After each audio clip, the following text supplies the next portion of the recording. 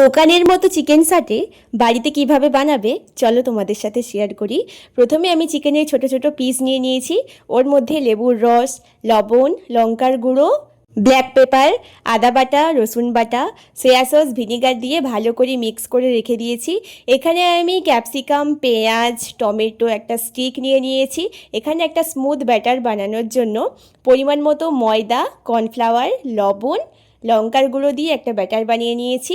এবার এখানে আমি পরপর পেঁয়াজ, ক্যাপসিকাম, টমেটো, চিকেন এরকমভাবে প্রত্যেকটা সাজিয়ে নিয়েছি।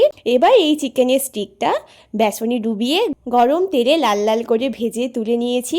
এবার এখানে একটা সস বানাবো চিকেনটা আরও টেস্টি করার জন্য।